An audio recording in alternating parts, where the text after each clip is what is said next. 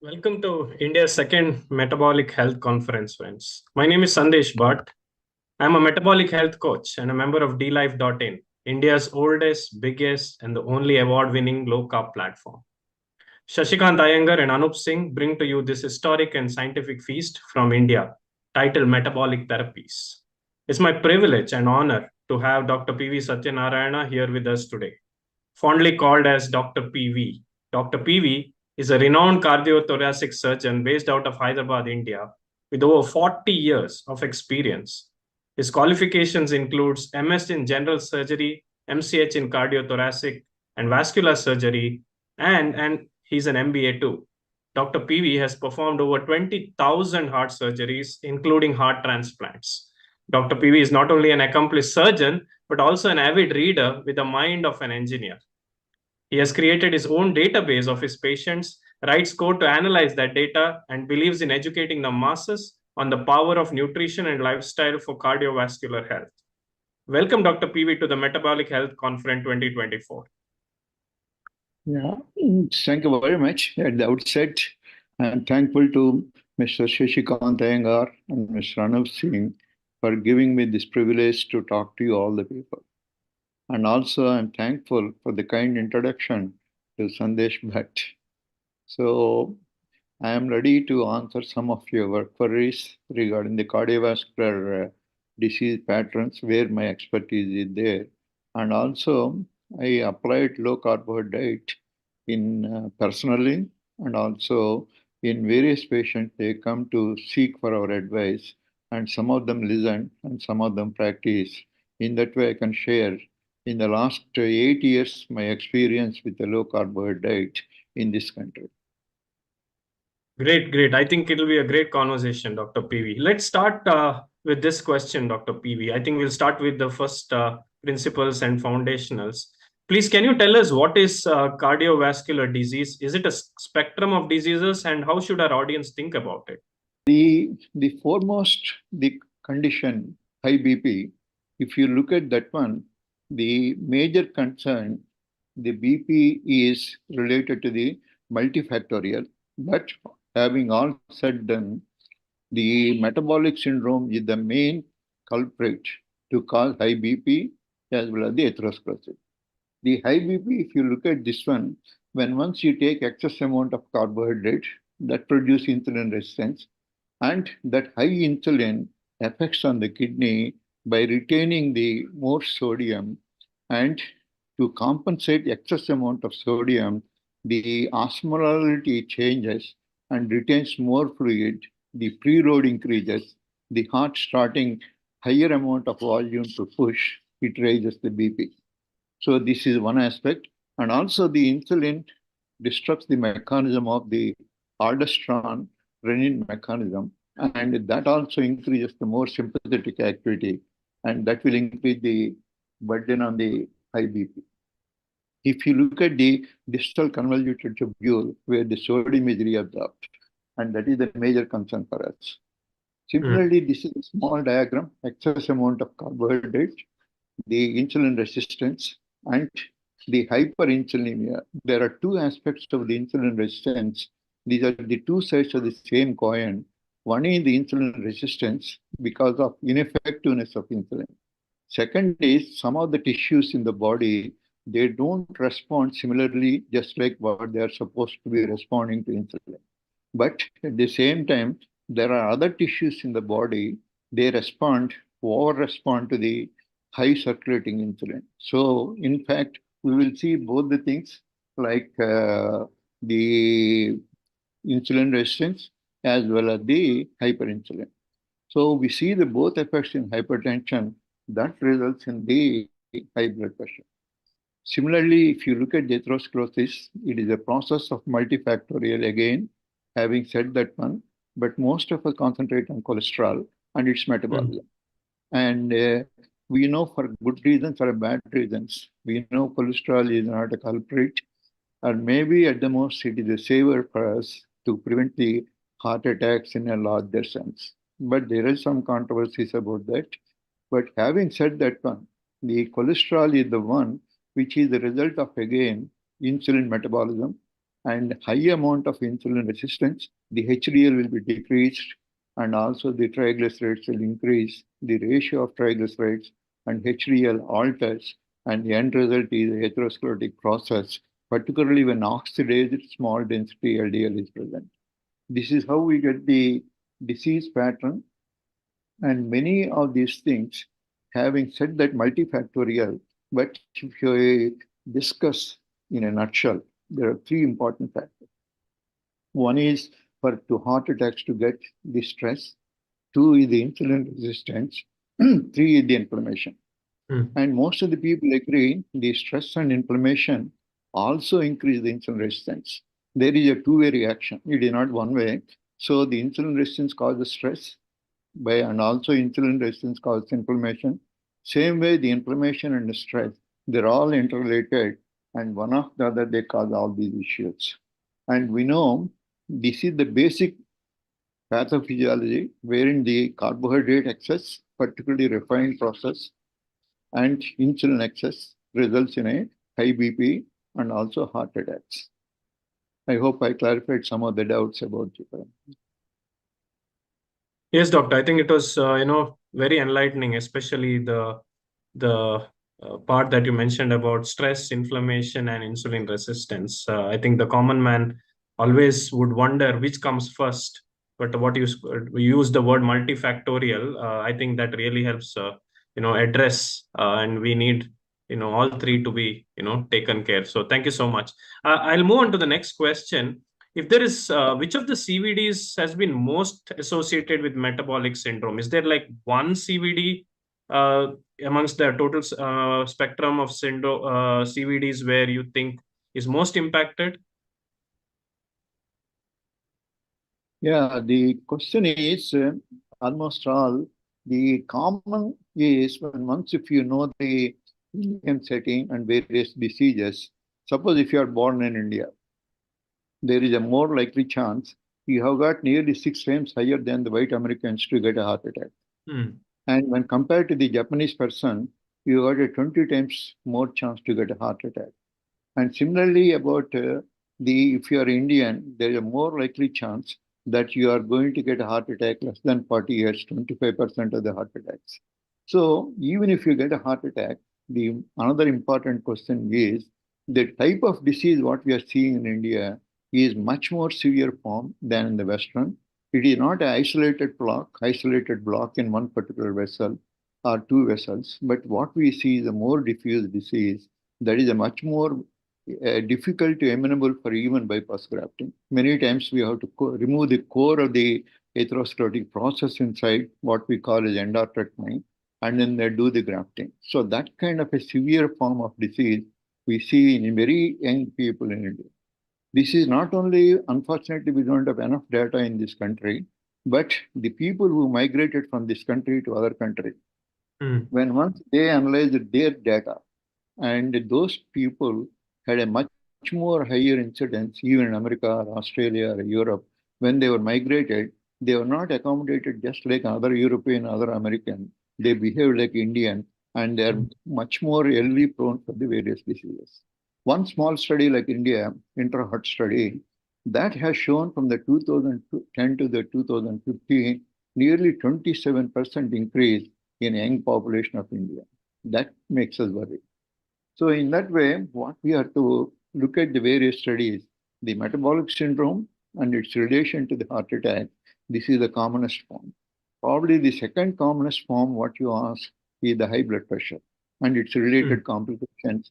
That is the one result. The high blood pressure is the cause for kidney disease. High blood pressure is the cause for the stroke, particularly paralysis. And also the high blood pressure causes so many other ailments in the body, which may end up in so many other diseases like aneurysms, like peripheral vascular disease. Many of these things are closely associated. But the average person or a man on the street is worried about heart attacks more than any other thing, because the other incidence is less, but heart attacks are more. And if you look at Thank you, yeah, if you look at the metabolic syndrome, is the one like enhanced study in America, they said nearly 80% of the American public who walks on the street are metabolically unhealthy. But the same thing can be extrapolated to this India, the same data. But when once we say it is a lifestyle, when our lifestyle and an American lifestyles are different, probably we cannot extrapolate it. So if you can take this some amount of studies in India, and in some of the issues, if you look at that one, like for instance, in the world, for every 34 seconds, one person is dying with heart attack. It is a very, very staggering number. Every 34 seconds, one person is dying because of heart attack. Similarly, every 3 minutes, 17 seconds, one person is getting a stroke. These are the two significant morbidities that what we are getting. But both of them are having a significant relation to the metabolic syndrome. But in India, we have got another peculiar situation. We have got a triple burden. One is we have not solved the malnutrition. Still, about 20 to 30% of the people suffer with the malnutrition and hunger. And we have got that issue. And also equally, we are competing for the obesity in the rest of the world and the heart disease. So this triple burden, not only India, all the developing countries like India, China, Brazil, etc., many of these countries are suffering. If you closely look at the disturbing one, every 34 seconds, one person is dying, the heart attack. The heart attacks are not suddenly, they don't appear. They takes about 10 years before they manifest as a heart attack. But most of the people, suddenly they know they got a heart attack. And most of the people are aware, suddenly they're aware of it. But the disease takes about 10 years. The commonest risk factors, if you look at the heart attacks, nearly 10 times more chances to get a heart attack if you're a diabetic. To some of the studies, they clearly told if you have got a heart disease, that is equal to diabetes. If you have got a diabetes, that is equal to heart disease. Even suppose some people who come for a bypass surgery, when they say they're non-diabetic, and when once we test them more closely, like a more sensitive test like HbA1c and other things like insulin, some of them will be found. The same thing happened in a European study, ASPIRE study. If you don't find somebody who got a heart attack, and if he is non-diabetic, that is undiagnosed diabetes. It is not that he doesn't have a diabetes. It is only indicates undiagnosed diabetes. So that is the severe form of that. Similarly, not only diabetes, high blood pressure, 4 times higher, they get a chance of heart attack. Similarly, metabolic syndrome, that's what we call insulin resistance syndrome, that acts another 4%. In addition to that one, somebody is obesity and somebody is smoking. Nearly about 70 to 80% of the causes for heart attack, these are the ones. Unfortunately, most of the people concentrate on cholesterol, like LDL cholesterol, and they start taking statins that contributes only 5%. So nearly 95% of the hazard risk factors are neglected and they're concentrating only 5%, thinking that is the one which is going to protect their heart, and that's how they are going to live. Even if you look at the metabolic syndrome in this country, somewhere years back, Srinath Reddy from RNA Institute did a study. He could not identify from various criteria of metabolic syndrome, not more than 40%, and as low as 13%. Of late, somebody did it from Karnataka, that showed equally not more than 35% of Indian origin people in India are having metabolic syndrome, those 3 out of 5 criteria. And most of you are aware of it. So if you can find out those things to qualify somebody to be metabolic syndrome, the studies, of course, there may be some limitations, and we cannot extrapolate this Western data to Indian because their diet is different and their lifestyles are different. Probably we have to give a more concentration of our Indian studies. Yeah. Fantastic. So I think some of the stats that you just shared is just eye-popping, and I think one common thing I learned from what you were sharing, I think the elephant in the room is definitely the diabetes and the metabolic syndrome, and not necessarily cholesterol. So thanks for sharing that insight. Very, very useful. I think especially for the common man, we generally do not associate one disease with another. We generally associate each separately. But I think the way you're teaching us to look at it holistically is wonderful. I'll move on to our next question, Dr. PV. And this one is in everybody's mind. And we were all told to eat in the past a low-fat diet to avoid atherosclerosis, and that's something you already called about. Atherosclerosis, everyone followed it. We all follow rules. But things have only worsened all over the world, and India is no exception in the last 30-40 years. What is really going on here? We know that people under 40-30 are also getting heart attacks, but we are generally following a low-fat diet, which was given to us by the authorities. Can you elaborate a little bit more on what we are doing wrong here? Sure. If you look back, the first myocardial infarction heart attack was diagnosed in 1920. Before that, we don't have a diagnosis of heart attack. Even the so-called greatest physician, like William Osler, has seen about a handful of cases in his lifetime. Mhm. A disease so rare in 1900 has become a #1 killer today. So there must be people attributed to genetics and in the lifestyle. To genetics to change within about 100 years is difficult to assess that. Maybe epigenetics, as you all agree. The epigenetics comes from our environment, our diet. So in that way, they may change the genetics too. But once we have to understand more the lifestyle, but initially we blame the refined processed carbohydrates. But there are some studies they clearly showed that may not be correlating to our particularly red meat and also the seed oils. These are all the things now they are blamed major contributing factors for the heart attacks. Similarly, diabetes.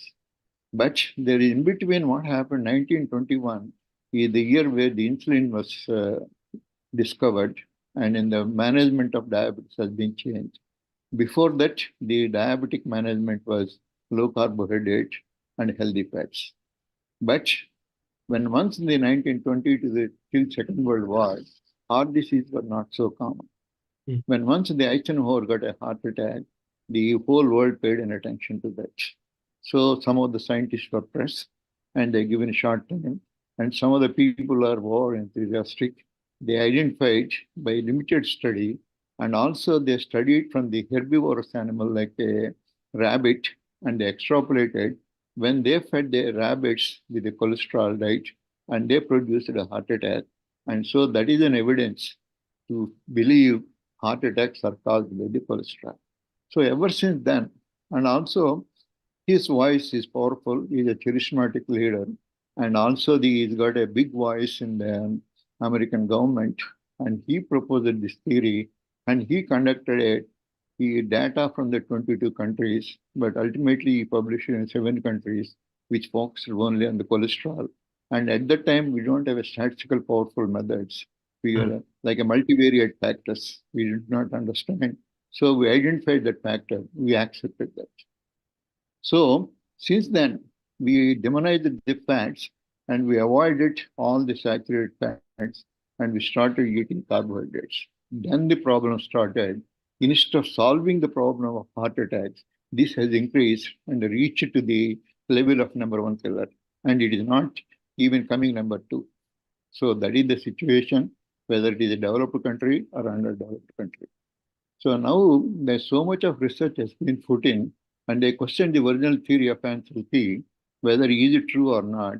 When once retrospectively analyzed the statistical methods and the data and all the corrected 22 countries' data, is been not correlating. So now they're rethinking about the contribution of saturated fats. But still, some of the people like Goldstein had a theory for which a Nobel Prize was given. It cannot be easily brushed off. So they started more research into that and then identified not only just cholesterol, there are some other factors that are influencing the cholesterol. That is the one where we are much more lower fractions like a SDLDL, that's what the small density LDL cholesterol, lipoprotein little a, and many of these factors, lipoprotein B, various fragments we are identified, we are able to correlate now. Probably the cholesterol is not the main culprit, the other fragments are culprit, and for which the diabetes is contributing. If it is not oxidized, if it is not glycated, and the sugar is not sitting on the lipoprotein, probably that cholesterol is not bad.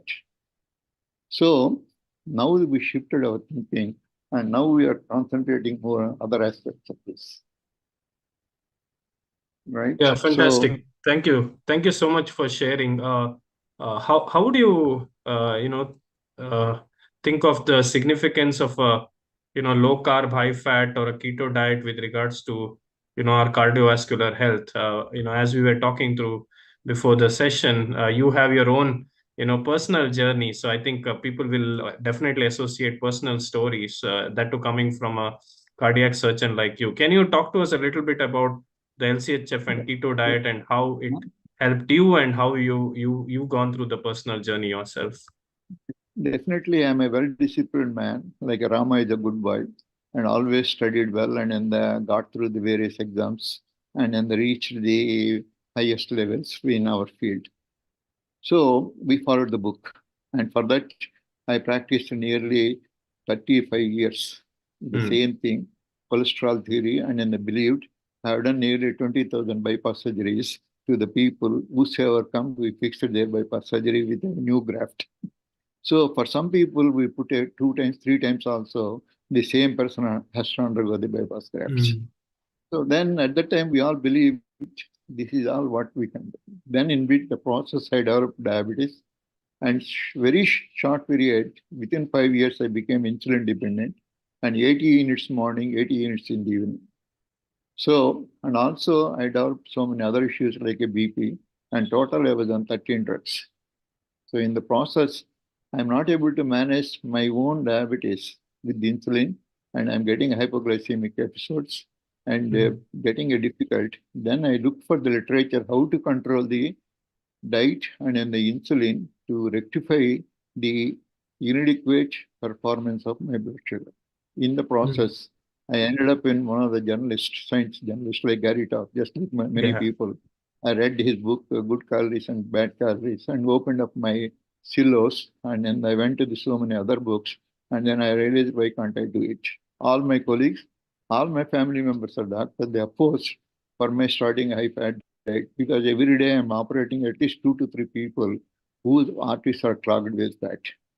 So I had took nearly 9 months time to recoup and to get a courage. After reading the literature, I started experimenting on myself, and within a few weeks' time, I could see some changes. I lost in the process about 9 months, 23 kgs weight, and also I gave up all the medications for diabetes, but still continued some medications for the BP. And my journey started like that. When my colleagues, my friends are cardiologists, when you could achieve that one, why can't you extrapolate it to the other people? So we started that one in 2015, and up to the 2024, I could, in between the COVID disrupt so much, and our data collection, so many other things also were disturbed. So in that way, if I look back, many people were patients who come to us having undergone a bypass surgery, they got a reasonable faith in us. So some of those people, when they start listening, when once we persuaded them, there are other methods, some of them listen. Like that, if I look back my data, except the COVID period, my data became noisy. And then there are more than about 2,000 cases I have got in my database. Nearly about 881 I could recollect immediately from the database, this one. The diabetes is the highest number of cases. Next is the obesity. These are the two major components they participated.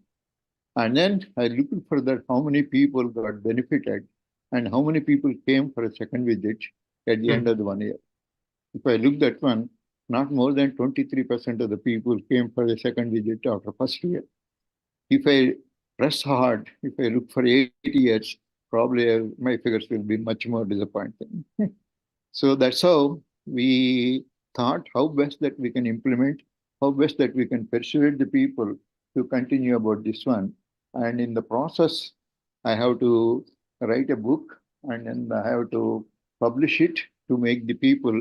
And this is the book. Unfortunately, my slides are not seen. So this book we published, and this is a book for a recipe to recipes. And then the people to prepare their own diet and also to measure it, to collect the data, what they are eating, how many carbohydrates they're taking, and they can frequently visit us and revise the fine-tuning of the diet, depends upon their performance, depends upon their test results. This is how we are implementing for the last 80 years and a fairly success story. And at the same time, we had so many unsuccessful events because so many family members used to persuade them not to continue this one because of the apprehensions and the fear. So, just like any other low carb practitioner, I'm also facing some health distractions to our patients. That's why I start doing a family counseling. I call all the people, even though they're not came for the counseling, even though they're not got tested, but still ask them to listen to us what we are saying so that they don't be persuaded them not to do the test. So at least if they're not obstructive, if they're not helpful, they're not obstructive.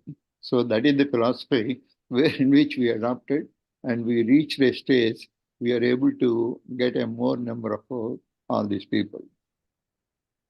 And the most important limiting factor, what I think, is the majority of us, we say the carbohydrate predominant diet. But if you look at that one, we are not predominantly taking a carbohydrate. What is required for any body is the protein requirement. Till you get your protein requirement, you have to eat protein, then only your brain gets a signal you are satisfied. And then you'll stop eating afterwards. So when once your primary item is the grains, like a rice for a South Indian or a wheat for a North Indian, roughly if you look at 100 grams of the rice contains about 7 grams of proteins. So for an average person to get a 40 to 50 grams of a protein, you have to eat at least about a half kg rice. That's how the people are eating half kg. But the problem is not the protein we are getting, okay. Then everybody thinks nutrition, we are not getting protein. It is not true. We are getting protein, otherwise we might have died. And then probably many people might not have reached to the, even bodybuilders are there, many people who are pure vegetarians also, they build their muscles. Yes. So it is the question of essential amino acids, how to take in a combination. Like a South Indian person, if you mix with the dal and the rice, probably they can compensate. That's how they used to do. But at the same time, the protein requirements, if they don't follow because of economic reasons, because of some other reasons, it is the one which formed a addictive process. What we are facing now, how to replace that protein from the rice to the other areas. If I can substitute protein from the all other areas, probably I can persuade the people not to eat so much of rice. I'm not able to do that in spite of doing so much of a hard work from which component, which dietary food we can supply those proteins. Fats are, of course, they are needed, but not so much, as most of the people realize. At the end of the day, you can limit even fats. Otherwise, they themselves, when once the excess amount of fat, excess amount of energy in any form, they release the free fatty acids. That is one of the cause for insulin resistances. Many of us think only refined processed carbohydrates. When once they become the fat, that fatty tissue liberate the ceramide and diacylglycerol. These are the two things. Similarly, like inflammatory products like IL-6, many of these things, particularly ceramide, is the one compound which can cause problems to the most of the insulin and also insulin receptor. That's how we end up in insulin resistance because of the diacylglycerol and then the ceramide. To reduce that one, we have to limit even up to the extent we have to give a priority to the protein and don't afraid about the fat and take adequate amount.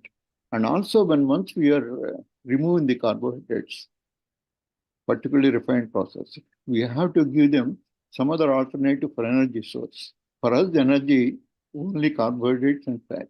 You can't get energy from the protein. It is an expensive process. So the body doesn't prefer a protein as an energy source. So when once we are cutting down carbohydrates, invariably we have to give some fats. So how much fats to give in also is equally important. It is not just a fat diet. that is important. It is the more important healthy fats. As I told you in the seed oils, they are the unhealthy fats, and everybody is focusing on seed oils. Particularly, it disturbs the ratio like omega-6 and omega-3. And omega-6 is nearly 20 times or 70 times, particularly like safflower oil. Even like the best of best, what we can get, like olive oil, like a omega-3 is slightly more. But even then, if you heat it, you will get a disproportionate amount of omega-6, and that may not be most suitable. So in that way, if you can avoid seed oils, at least about 20 to 30% of the problem is addressed. If you avoid refined processed carbohydrate, another 30%, 60% of the problem is immediately addressed. So for which we design the various methodology, various tastes, depends upon that. And we give a recipe how to cook from their own homemaker or a spouse, or the other people who are helping them cooking, so that we can give the guidance and we can implement this one so that they don't have to give it up by the listening to some Subbulakshmi, Venkatashmi of next door girl. So they can pursue this one for a longer time so that they can get the results. Once they get the results, they get motivated. This is how we are planning. That's great, Doctor. Just if you can, a follow-up question on the fats that you mentioned. For you, what are the right fats that we should be using, from an Indian or an Asian context for our cooking? Yeah, the dairy is good enough if they can tolerate. If somebody is not able to tolerate, dairy is bad. But somebody is tolerating dairy like paneer, like the one that comes from the butter is equally good. Similarly, the ghee, which you don't require a preservation like a refrigerator to keep the butter. Suppose, but only one thing is, by the become butter to the ghee, the casein protein will be precipitated in the process of clarification. When once the butter is melted, the casein gets precipitated, and it will be less amount of protein. But that's what we want. That's how it doesn't become rancid, and you can keep it outside. And the ghee is one of the good sources. Similarly, for a South Indian, the coconut oil also is very good, and I strongly recommend coconut oil, particularly the medium chain triglycerides. They are not there in any other thing. Maybe they are there in kernel palm oil, which is not supplied to us. Once if you remove the kernel, the plant dies. That's why it's very expensive. Kernel palm oil or a coconut sugar, these are not available for us, but coconut oil is freely available. Particularly if it is a virgin and cold pressed, the medium chain triglycerides will be preserved, and that directly goes into the portal circulation and enters into the liver and will be converted easily into ketone bodies.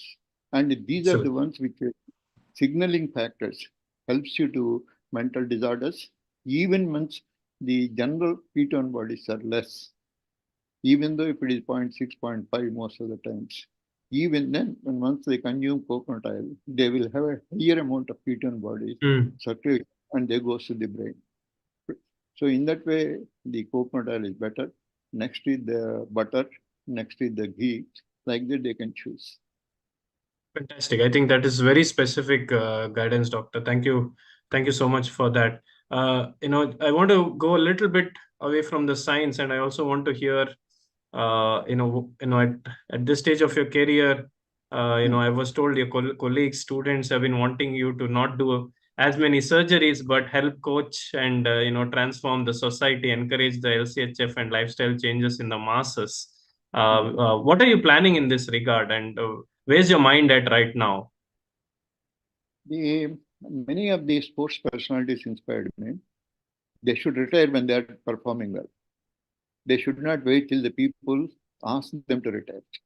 So I was able to do very well the cardiac surgery, and at least 2 to 3 per day comfortably. At that time, that is one of a high record of mine. And at the same time, if I wait for too many years, probably my performance will come down. So I took an advantage. You're very modest, Doctor. No, I took an advantage of that one. I quit 2 years before when I had a COVID. I suffered the COVID disease, and I was forced to take rest. At that time, I thought if I don't do the cardiac surgery, the whole world is going to collapse. That was my concept. But COVID opened my eyes. Even when I did not do surgery, the world is going as usual. So probably only I am exaggerating my position rather than my need for the rest of the society. And all the time, and once they saw me, all my colleagues and other things, you stopped for 2 years not doing major surgeries. Why don't you continue and do the low carb diet where you are helping more number of people and more families and also more diseases. Previously, I used to do only 5 types of surgeries: one bypass surgery, one valve replacement, or closing some holes in the heart.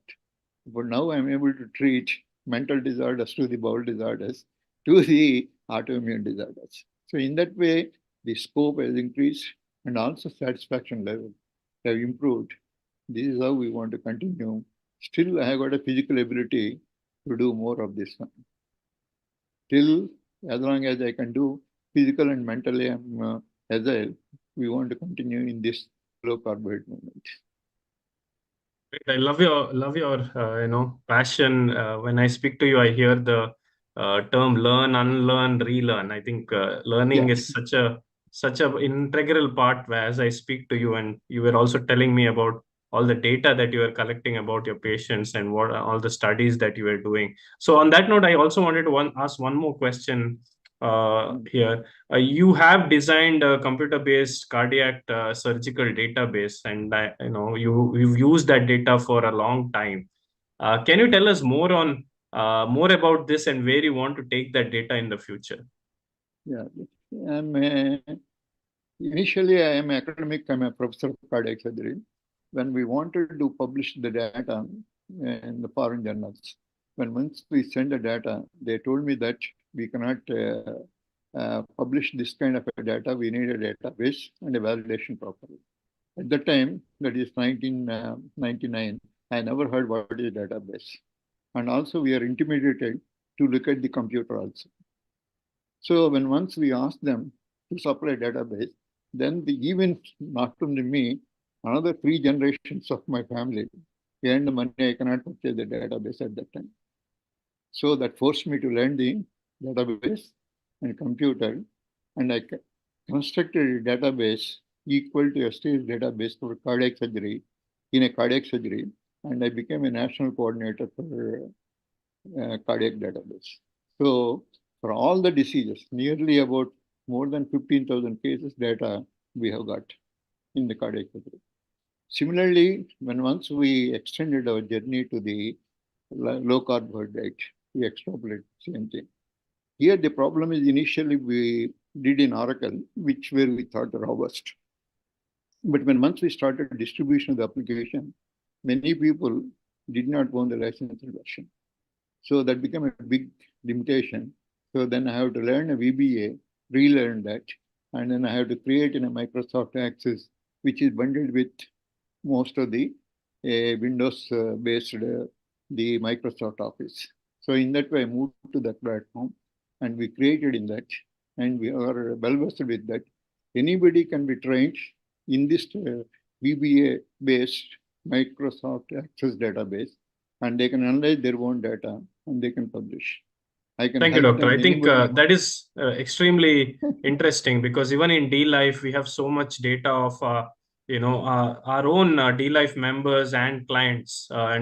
Our founder Manup Singh has collected a lot of data across spectrum of the metabolic syndrome. So it was very pleasing to see, and data speaking through the data has given us so much credibility for the total low carb space. So thank you so much. I really appreciate your time for sharing your knowledge with us, your time with us, your interest with us, and I was very fascinated with how you want to see the future unfold. I'd love for Shashi and Anup to join us here for a last couple minutes. Dr. Previous, thank you very much. I think thank you very much for joining. I think you have one of the vast experience, and that too being a cardiovascular surgeon. I think it's all the more important that we realize that how the metabolic syndrome affects the cardiovascular system. And with all the database you have and the kind of surgeries you have done, you have a vast experience and the whole knowledge. And I think we need more such doctors like you. Not only that, but you need to get everything published. So all your Yeah. case studies. Maybe you can start as a case studies, get some publication, but I think you need to, this is something which will be very, very important. Even if it is just a few case studies, itself is very important. And rightly so, you have that correct idea also. Yeah. Yes, doctor. Yeah, we appreciate that.